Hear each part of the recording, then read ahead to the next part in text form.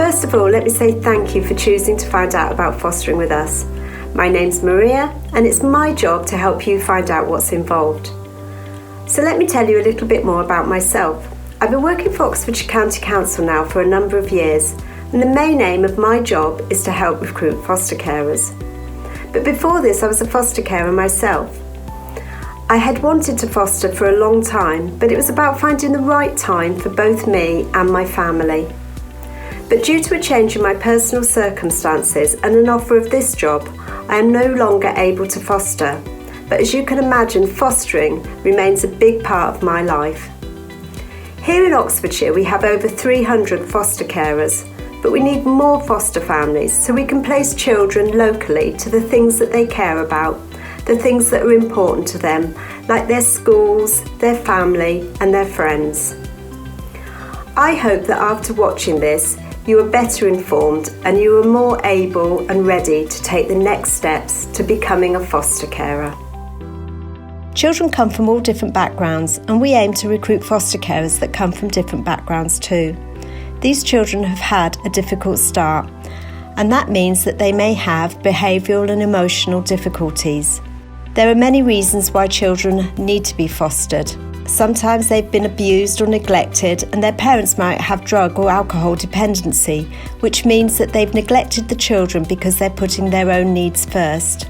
Some parents have mental health problems or learning difficulties, and some parents may have been in care themselves, which doesn't mean that they are unable to parent themselves, but it might mean that they don't have the support network to enable them to parent as best as they should. Abbey Story is her journey to foster care.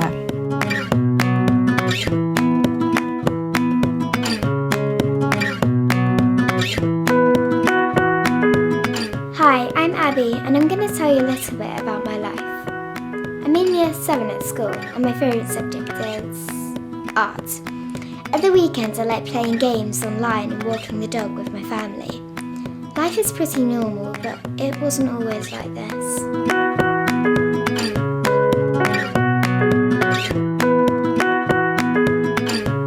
This is where it all started. My mum and my dad have argued since I could remember. But one day, when I was 8, Dad left the house and he never came back. This is what I came home to every day after school. Nothing I ever did cheered her up, and sometimes she'd get angry with me for no reason. She hardly ever went shopping, so some days I wouldn't get any dinner. I thought I'd done something wrong. One day, a social worker came and told me that because my mum was ill, she couldn't look after me.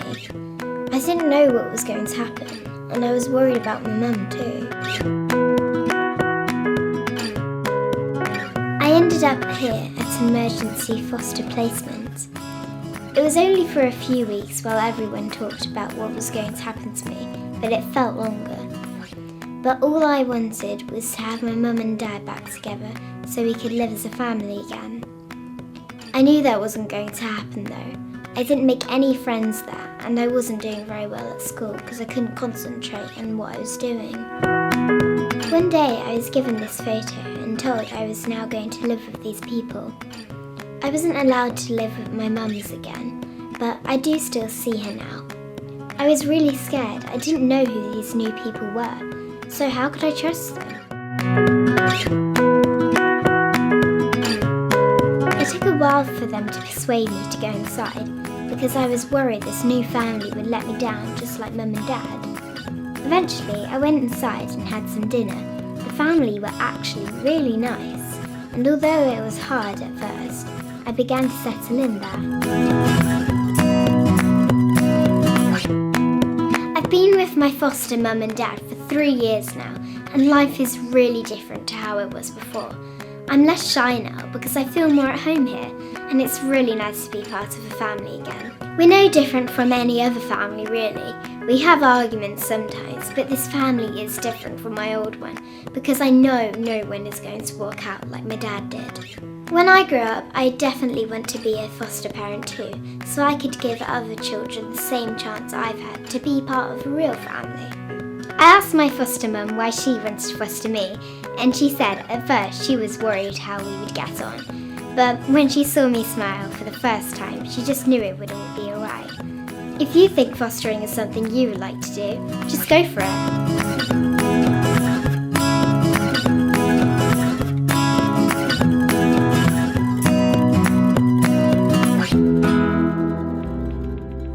A child's journey to foster care can happen in different ways.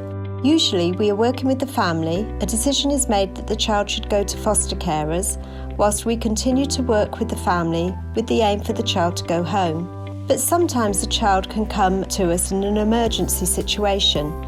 This is when the child is unknown to us and we need to place them with foster carers overnight on an emergency situation. We ask for foster carers to put themselves forward to be on a register to be phoned at any time of day or night. Some of our carers don't feel that this is something that they can offer, but if this is something that you could offer, then we would be really delighted to know that. Children only stay in an emergency situation for a couple of nights until we work out what is best for the child. Short-term fostering can be anything from overnight to 2 years. When you're a short-term foster carer, you need to be flexible.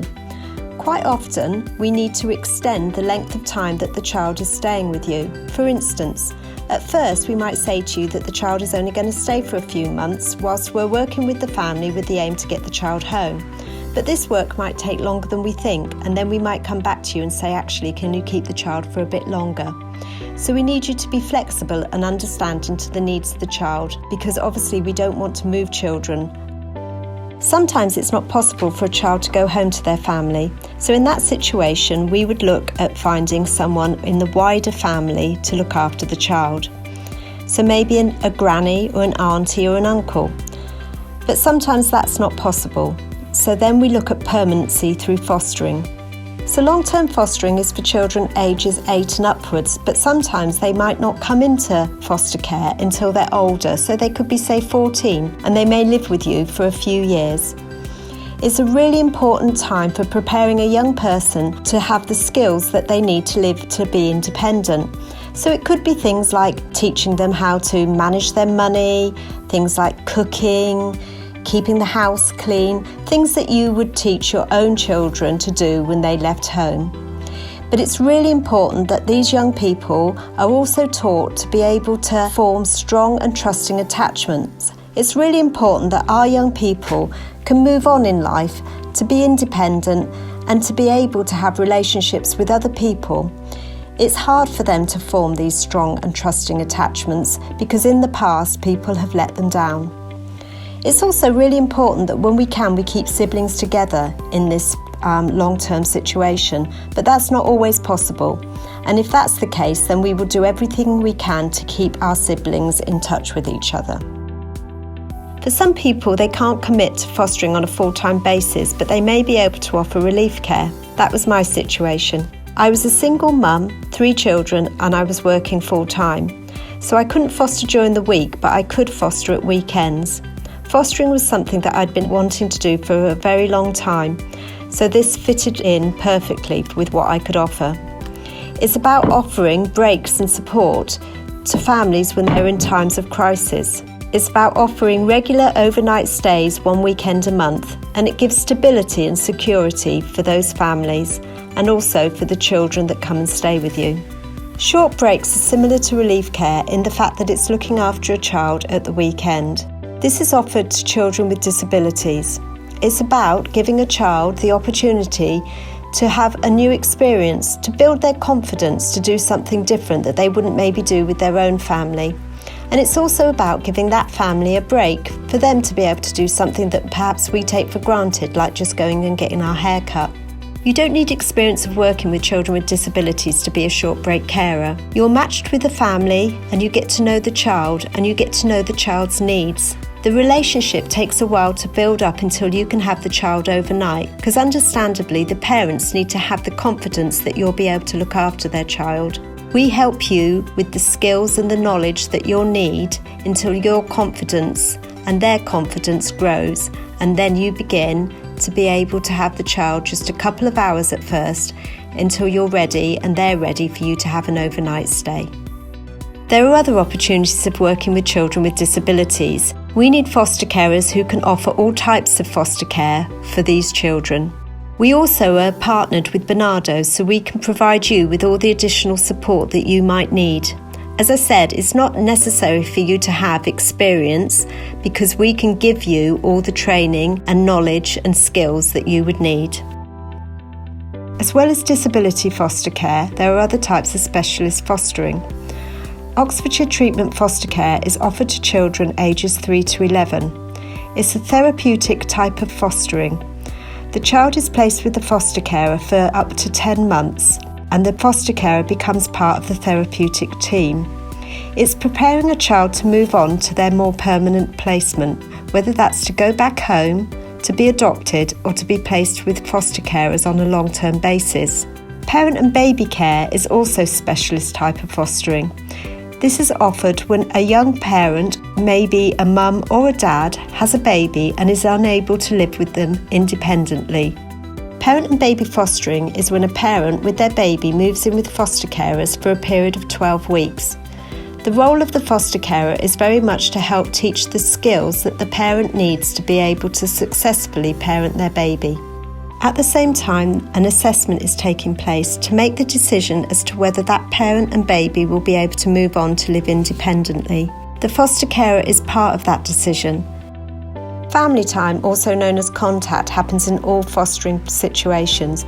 It's really important, not only to the children, but also to the birth parents and also to the wider family. It can happen in many different situations, in many different ways. Can be face-to-face or over the telephone or letterbox. Letterbox is when letters are sent between parents or other members of the family and the child, but they come through the office known as letterbox. The frequency of family time depends totally on each individual situation. So for instance, you could have a long-term fostering placement where the contact is only once a year through letterbox. But then you might have another situation where maybe a baby is staying with a foster carer with a view to be going home to mum. Then the frequency of family time in that situation could be as much as up to 5 times a week, because that's really important that we maintain the bond between the mum and the baby. The carer's role in all of this is to help manage the emotions of the child, the ups and downs that come with the family time. So often a child might feel really anxious before they go or really excited. When they come back, they might feel anxious about how their parent is, or they might feel sad because the parent never arrived. Whatever their emotions are, this is going to be something that the carer is going to have to help manage with them, talk it through with them, and give them the option to be able to talk about how they feel too. Fostering unaccompanied asylum seekers is quite different to the types of fostering that we've already spoken about. This is something that we have managed in Oxfordshire for quite a long time, but we have seen the numbers rise in the last couple of years quite dramatically. The journeys that these children and young people have come on is very traumatic for them. They won't be having any kind of contact with their parents. In fact, they don't often know how their parents are, how their other members of the family are. There is obviously also a problem that they might not speak English, and therefore there's a language barrier. But we see our foster carers managing this situation really, really well and with lots and lots of success. If this is something that you're particularly interested in, then please do get in touch with us, because it's something that we do need to have more foster carers available to place these young people with. Unaccompanied asylum seekers are usually male. They're usually over the age of 12, but quite often young men, teenagers, and it's very rare for us to see females in this situation. So if you're looking at thinking about unaccompanied asylum seekers, then if you can keep that in mind, that would be useful. Supported lodgings, again, is different to fostering. It's offered to young people from the ages of 16 to 24, and the carer has to support them for 10 hours a week. It's really about helping them to prepare to live independently. So it could be maybe taking them to a job interview, going to the bank, helping them set up their bank account, giving them some advice on how to manage their money, things like cooking, all the kind of things that would help them to be able to one day live independently. So what do the children need from you? They need you to accept who they are and where they come from, because that's really important to them. They need you to be their advocate. So maybe if they're having problems at school and they don't have the confidence to go into the school and ask for help, they want you to go in on their behalf and talk to the teachers. Or it might be something where you need to go to the doctors and keep talking to them about a health issue. They also need your time and flexibility, so they need you to be there for them a little bit more.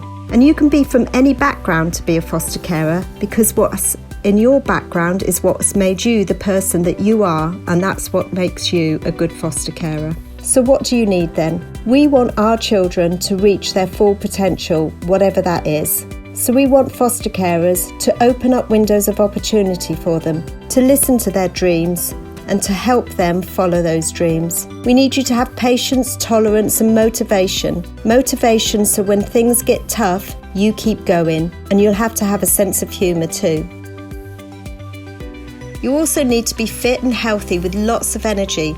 We want our kids to go running in the fields with footballs, we want them out in the parks, we want them doing lots of things. So we want foster carers who are prepared and happy and have lots of energy to be enjoying that stuff too. And you have to give without expecting too much. An example of that might be that as a family, you group together at the end of the day, you have tea, you talk about your school day, you talk about what you've been doing at work. That's what we would do, and that's what I thought all families did. But our children aren't used to doing things like that at all. They've probably not sat and had dinner at a table. So for them, they were used to just grabbing something out of the fridge when it was available. So maybe you just need to let things take time. It might be too much to think that they're going to sit down at table with you at first. Maybe let them have their dinner on the sofa. I know it's not great, maybe it's not what you normally would do, but eventually things will come together and they'll be happy to do the things that you do as a family. You also need to ask yourself, is this the right time? What I mean by that is, if you're going to be moving house, changing jobs, doing any of those kind of life-changing things that you might be planning, then maybe you should come to us and start your fostering journey after you've achieved that. You need space and time for a child. In most situations to foster, you need a spare bedroom. And also you need time for that child. When I worked full-time, my children would go to after-school clubs, but our children can't manage that. They can't manage the long day of breakfast clubs, schooling and after school clubs. So you have to figure out how many hours you work, how you can manage, what's your support network, who's going to help you picking children up from school, etc. So it's about working out how fostering can fit in with your life. So why foster with Oxfordshire County Council? Well, why wouldn't you? We're experienced, we've been doing this for years. We have a commitment to our children, and therefore we have a commitment to you too. Our aim is to place our children with carers that we know best, to ensure that we have the best placements possible for those children. You won't have to travel far for your support or for your training. It will all be done within Oxfordshire. And we have local support groups, so you don't have to travel far within Oxfordshire.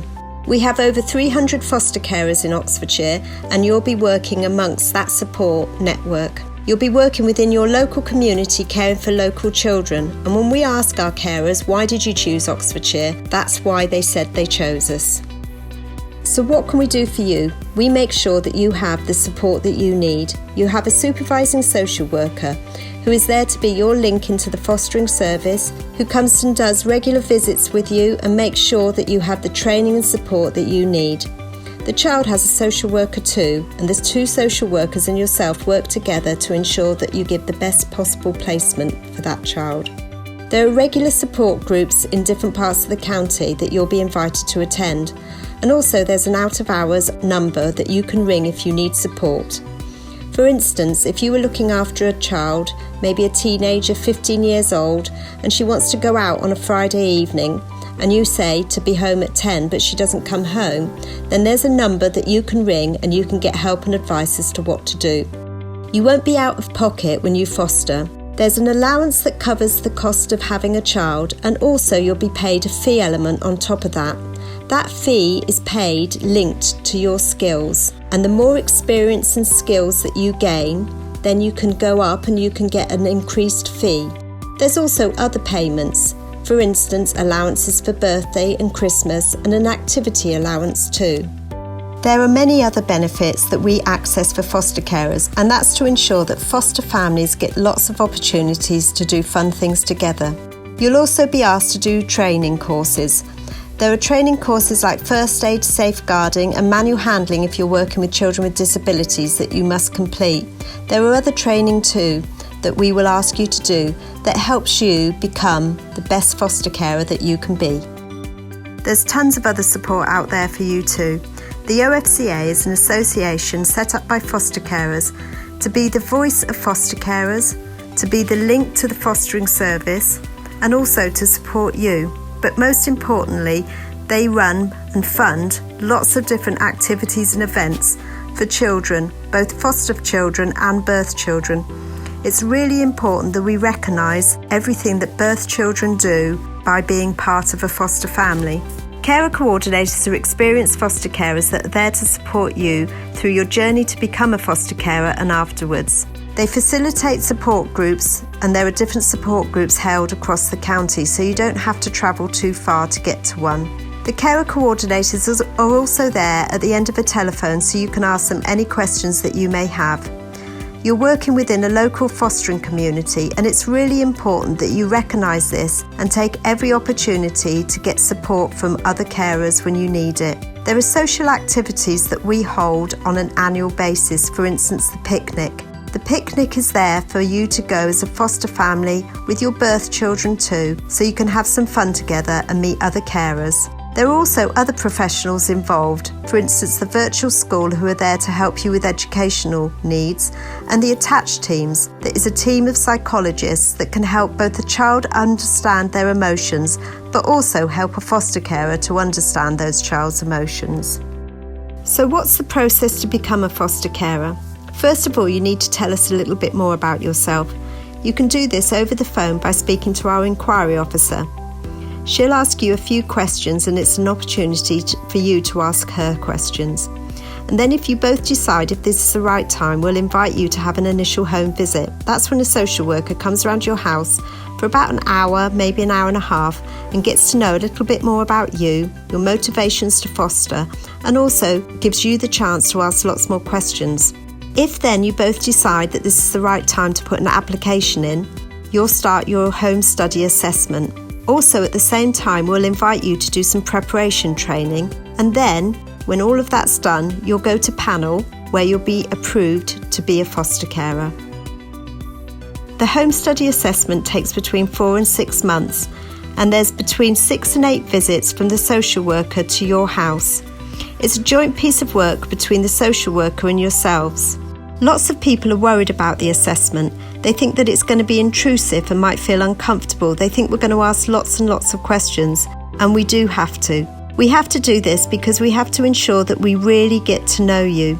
And that's because we're placing vulnerable children in people's homes, and as you can imagine, it's really important that we make sure that it's the right thing for everybody involved. Ask to complete the preparation training before you go to panel, as it's an important part of your assessment. It's there to provide you with the skills and abilities needed to foster, and it reflects on the impact that fostering will have on your family. This is a collection of some of our foster carers and their stories.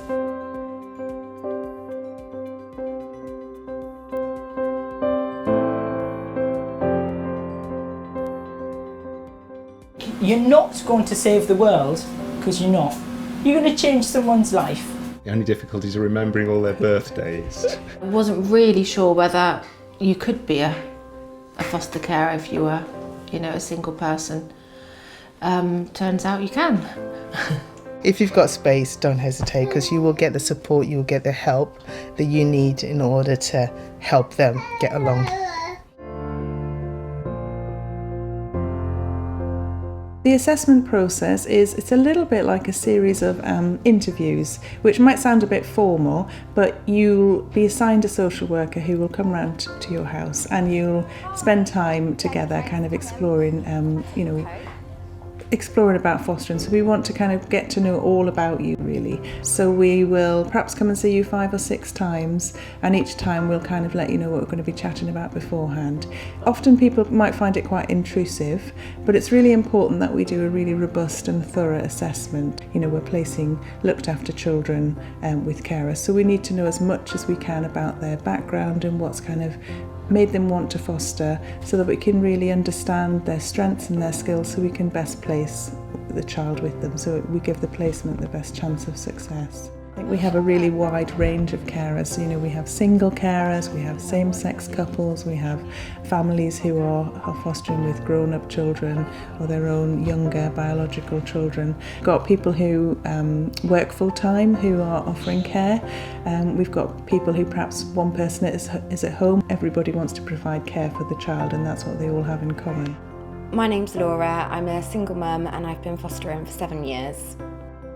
I was probably about 8 when my mum started fostering, so I've grown up living at home with foster children, living with us, so it's been part of my life really, and I always thought when I was older that I'd like to be a foster carer as well. For the last, quite a few years I've had teenagers come. Teenagers are going through quite a difficult time, so I think if you can try and relate to how they're feeling and maybe sort of think back, putting yourself in that situation, I think that helps, and I think they like that as well. We're Sam and Paul, and we've been fostering disabled children for 5 years. I have a disabled brother, and I think that gives you some interaction with the world of foster carers and social work. Possibly that's where it came from, because he used to have short breaks, so he went to a foster carer for 1 weekend a month, and he had a lovely time there, and they were lovely people. I don't think you need any experience of working or being with disabled children to foster disabled children, because Oxfordshire give you a lot of training and support, and whenever we wanted anything we would ask for it, and we were always given a positive response. A lot of people are scared of disabled children because there's an unknown there. You need to be accepting, don't you, of the child. You need to be accepting family. of what they are, because they come formed in some way already. I mean, they have developed into a direction. With all fostering, the reward you get is when you see the progress of the children, when you see them develop, when you see, the difference that you've made to their lives. And with disabled children, that can be extra special, because when they make a step of progress or development, and it's often, an even bigger, joy. Yeah. Yes. Yeah, it's really great to see them progress. The needs of any child are different, and with a disabled child, those needs may fall in a different area to a non-disabled child's, but they're the same as other children in that there will always be a different spectrum of needs with each child, and a foster carer will need to learn about those needs when they foster that child. You might have a child that comes with you, there's lots of things that you need to improve on, lots of things that you need to change, but you just choose one small thing at a time and try to work on changing that. I guess if you consider it but are a bit afraid, you could consider relief care first, because that is less intensive, I guess, or at least it's a commitment for a shorter time. And then I'm sure you'll find that it's not as scary as you might think at all. If you have the space and the time to do it, go for it. It's really good. It is really rewarding. Absolutely. We're Sue and Kev, and we've been fostering for 19 years. I think the quality you have to have, or it is good, is to realise these kids don't want money, they don't want things, they just want love, and they want attention, they want your time. These kids that walk in the door don't know us, they don't know to trust us, they don't know that we're going to make good decisions for them, So you've got to spend more time than you would normally in order to do things, letting the child know what's going to go on, what's going to be expected, so that they're not going to have big surprises, because big surprises in their maybe previous lives or situations might have been scary. Over the years, there's been loads and loads of training. I've done some really good courses that have been really useful. All of these things keep the fostering in the forefront of your mind, so you don't get complacent. So the more training you go on, the more you're thinking, right, I can deal with that way, or do this way. So it's really useful. So yeah, that's why you bought that one. Everything is going to be okay. Because of all the people's lives that they've made a difference to. It's, it makes them heroes. I'm very proud of them. Patience. A lot of patience. A kind heart. Determination. You've got to have a lot of determination for that child. Yeah, they are. I look up to them. I look up to my mum and dad. It does take work. It takes a lot of work, some of them. Some of them come and they just fit in and they're very, very easy. Others come there and they test you. They always test to see whether or not you actually can look after them. That could put people off, but don't let it, because you can. There's a lot of support if you need it, and there's always someone you can talk to give advice. My name's Ilsa. I'm a single foster carer and I've been fostering for almost 9 years. They become so ingrained in your whole family life that, one day they walk in as strangers and before you know it, they live here and they know where to get a cup from and they know how to get their own cereal. They just know this house like it's their own. And that's that moment you think, oh wow, and when did you stop being a stranger and becoming a complete part of this family? Those are the really good moments.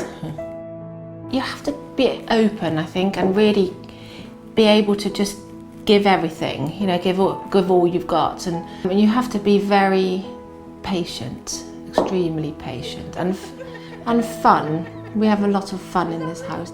Sometimes when children come into foster care, their self-esteem is sort of rock bottom. Their faces are withdrawn and what you really want to do is just scoop them up and hug them and feed them really nice food, and that isn't necessarily what they want. The benefits of seeing them grow into confident children are that they will ask for things and they shine, they lift their chins up and they become really confident little people, and when it does happen, they kind of blossom.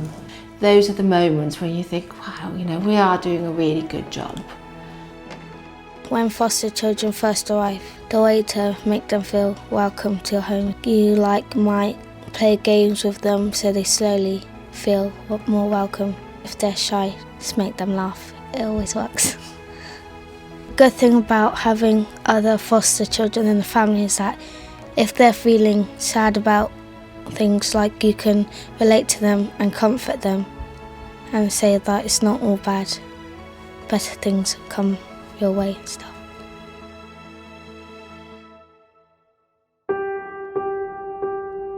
Hi, we're David and Jill. We're foster carers, short term, and we've been fostering for 2.5 years. Our children were all in favour of us fostering. 2 of them were still at home actually when we started, partly because the approval process was quicker than we expected. Our daughter loved it. She had 2 years with us while we were fostering. And for all our children, it's been a really positive experience. And then, we decided that it really was what we were interested in and we wanted to take it to the next level. So David decided he would cut down his working hours. So he's just working 2 days a week. So I work as a fusion scientist 2 days a week. I approve foster carers roughly 1 day a week, and 9 days a week I foster. The reality of it, that it actually has happened and we're actually fostering. We've got these amazing little people in our homes. We couldn't have unforeseen that really.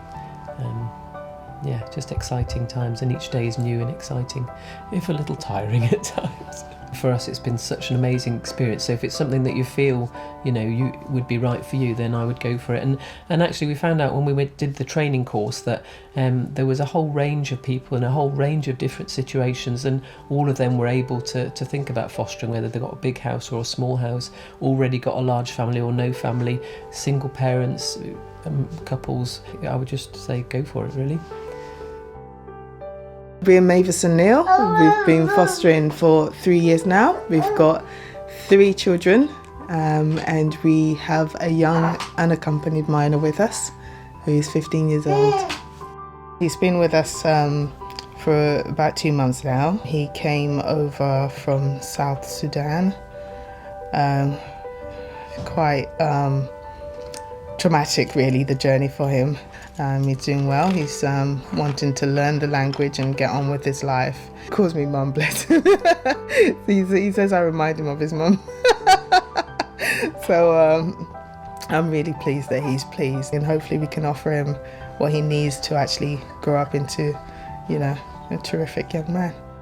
One of the biggest myths I came across before I joined Rayleigh was people thinking, I even thought that kids that come into foster care are all, children with behaviour, abusive situations. But it's not about that. It's just kids who have been in unfortunate situations and have had to come into care because of that situation. Good boy. You don't have to have a kid that has drama per se. You meet the child, you talk to your social worker, they'll tell you all about the child before you even meet them, and then you will get an opportunity to meet them with your own child, to ask them questions, that you're all comfortable with having that person in your home before they actually come. I didn't really know what to expect. What I can say is that I'm very, very pleased I took the plunge. It's been a challenge, but it's been an amazing challenge. It hasn't been very difficult for me and my family. As a matter of fact, it's been a blessing for all of us. Our children have grown up always having an older sibling, you could say. I believe they've enjoyed this as much as me and my wife have. I would say if you've got the space in your heart and the space in your home, don't hesitate about fostering, because honestly, there is one child out there that you can make a huge difference in their lives.